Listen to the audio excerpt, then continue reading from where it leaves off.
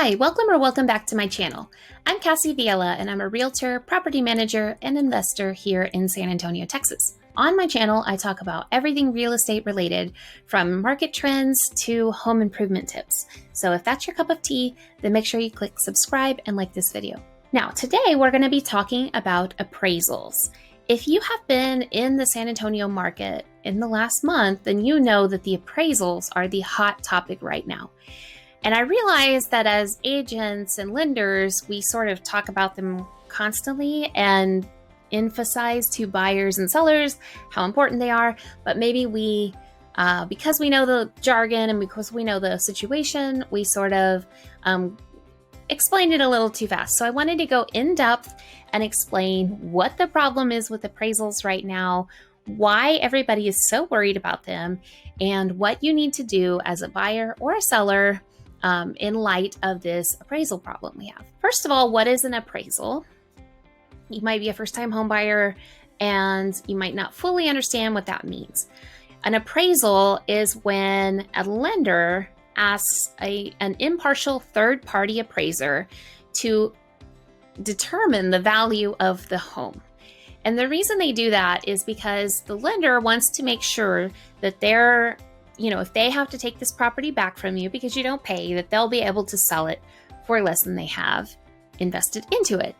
And so the appraiser just makes sure that you're not overpaying for the property.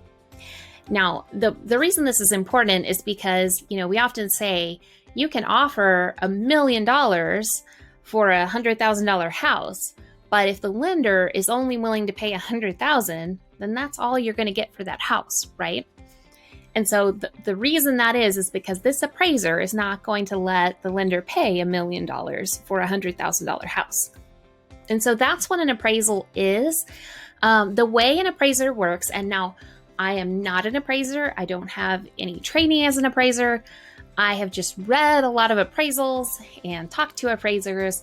And so that's where I'm coming from with this. But the way an appraiser determines the value of a home, generally speaking, is by using comparable sales. So comparable sales are when you pull the latest sales from the surrounding area, usually in your neighborhood, maybe a little bit further out if it's a small neighborhood. But you use surrounding sales that are similar in size, year built, and major amenities. For example, if the home has a pool, you would want to make sure that your comparable sales also have a pool. And so again, homes that are comparable to the one you're trying to purchase or sell. And so the appraiser is going to look around, find recent sales that are comparable to this home that's being appraised, the subject home, and determine the value of the subject property based on those comparable homes. So they're going to, make a few allowances. For example, if one of the homes maybe has a garage and the subject property doesn't, they might deduct a little bit for that, or add if it's a few hundred square foot more, they might add for that. So they make some adjustments and it gets very, very, very technical and detailed. And the appraisal report is usually 20 pages long and you can look through that. It's sort of fun if you're really into real estate and something nobody would read. No normal person would read, I think. So the appraisal is basically the value of the home. Now, why are we having a problem with appraisers right now, or appraisals? I shouldn't say appraisers. Why do we have a problem with appraisals right now? It seems like a pretty simple setup. You determine the value of the home, let the lender know, okay, this is the value, and then the buyer pays that. So what's the issue? Well, the issue right now in San Antonio is that prices have just risen so quickly that the comparable sales are not keeping up with the prices. So the appraiser, in order to justify a price, needs to find comparable sales in the neighborhood that are at that same price point.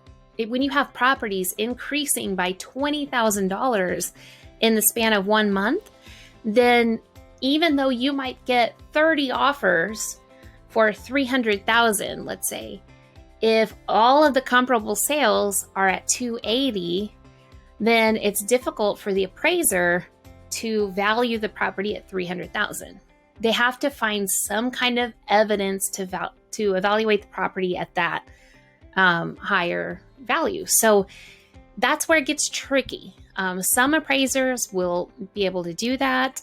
Some will call around and find out what other properties are under contract for. Some will take into account if the listing agent lets them know, like I got 30 offers at this price and higher. Some will take that into account, some won't. So what's happening is that appraisals are coming in low.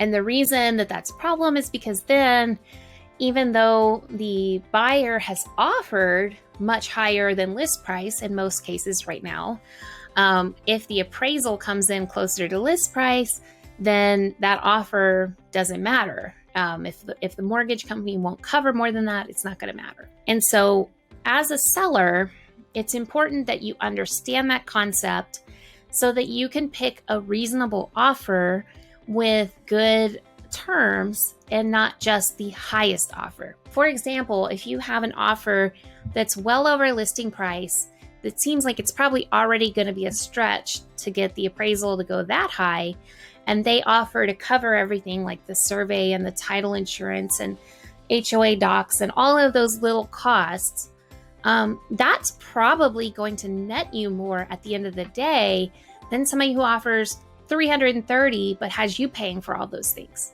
Because at the end of the day, it's going to appraise for what it appraises for, and then you're going to have those extra expenses. So you want to consider that when you're looking at offers. Now, as a buyer, one thing that you can do to make your offer stronger, and one thing I've been doing with my buyers, is you can put a provision into the special provisions portion of the contract that guarantees that you'll pay above the appraised amount. Now, this is something that is really unusual for the San Antonio market. Historically, even last year, if an appraisal came in low, it was almost, as an agent, it was pretty much assumed, okay, we're going to rewrite we're going to write an amendment and change the sales price to whatever the appraisal came in at. It was just almost assumed that was going to happen in most cases. So at this point, for buyers to be guaranteeing to pay above appraised price, it's just a really new thing for San Antonio, but that's what it takes right now to win the contract. When you've got dozens of offers, that's what it's going to take to make your offer stand out. And so I see everything from people waiving the appraisal contingency completely and saying, I'll pay whatever it is, I'll bring whatever cash, however low the appraisal comes in, I'll guarantee to pay you sales price. Some people put a limit on that, like I'll pay $5,000 over the appraised value. I've even, personally, for clients who could not do that, I've said I'll cut my commission by a little bit to make to make up that difference. We're just having to do everything we possibly can as the buyers to guarantee the seller as much money as possible at the end of the day. And right now, that means dealing with a potentially low appraisal. Now, that's the current. We're June 2021. That's currently what the state of the market is. If the market slows down or it starts to plateau and appraisals start to come in at sales prices, then we can calm down on some of that. But right now, as a buyer, you need to be prepared to pay over appraised value in order to get a contract. And as a seller, you need to know that the highest sales price is not always the best offer. You need to look at all of the terms. You need to understand what's going to happen if the appraisal comes in low. You need to understand how strong, financially strong the buyer is and how they can handle that. Those are all much, much more important, really, at the end of the day than the sales price because of the appraisal situation. I hope that all made sense. If you have any questions, then please leave them in the comment section below and I'd be happy to respond. If you are an agent or a lender or an appraiser in this market and you have anything to add, please do. I would love to hear other points of view or other tips, other just observations of the market. That would definitely be helpful. Again, if you like this video, please remember to click the little thumbs up guy and click subscribe if you haven't already. And thank you so much for watching, and I'll see you next time.